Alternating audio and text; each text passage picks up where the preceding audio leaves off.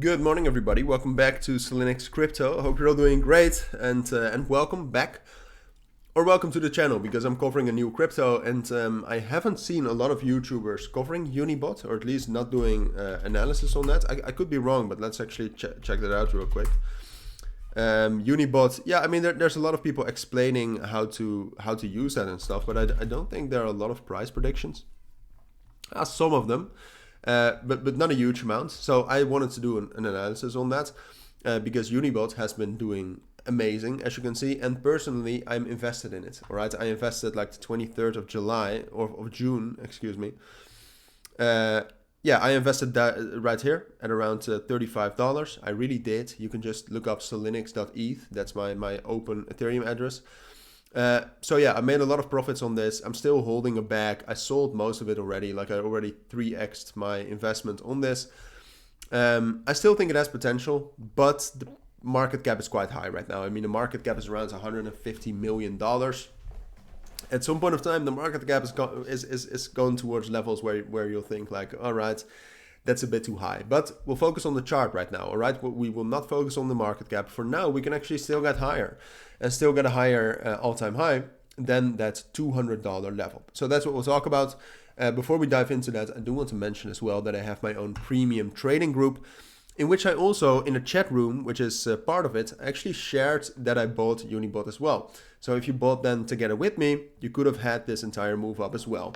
But yeah, that's beside the point. It wasn't a signal. I do post my own trades as well. You gain access to my training guide. So if you're interested in that, consider joining via the links down in the description, or just look up cilinix.com. But for now, onto Unibot. So we're getting bullish momentum again after our biggest rally, which brought us up to, let's say, $200. Technically not that high, but almost. From there, I had a big pullback all the way down to 100 again. So there was a 50% drop. And now we're trying to get back up to that level and perhaps even an all-time high. And estimating where the all-time high will be is difficult. Right now, we are reacting very much to like $50 increments. So a good all-time high would probably be 250. That's a major psychological resistance level, and that, I mean, we're going to, if we're going there, we're going to find resistance, right? I mean, the main price target probably is like just below 250, so like 240, 250. So that's where we want to go. Is that a possibility? Yes, it's a possibility. It's realistic, but it does depend on the price action in the next couple of days. Because this is a very well-known market structure, right? So we actually have that initial rally, then we have a pullback, and then we'll try again. Now, the only way in which we could know whether this is going to fail or not is if we are able to break above our current resistance level, which in my eyes is $155. All right, technically it ranges from like 150 to 160. But 155 also has the 0.618 fib, so I think that's the main level to break. And we would need to break above that, I'm going to say, in the next 2 days, all right? If we can do that in the next 2 days, I think we'll get up to $200, and there's a high probability that we'll get up all the way to our next price target at 240, 250, even though it's probably going to take some time.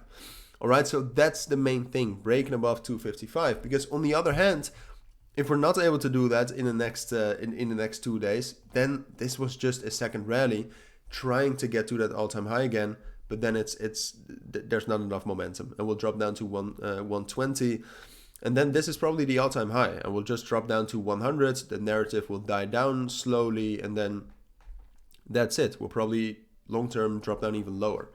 So that's my honest opinion on Unibot. Like I said, I am invested in it, but I don't think that creates some sort of a bias for the price going up or down. This is my honest opinion based on analysis and experience. So if you do have any questions, if you want to discuss it, I'm always open for that. Let me know down in the comments. But for now, enjoy your weekend. Take care and bye.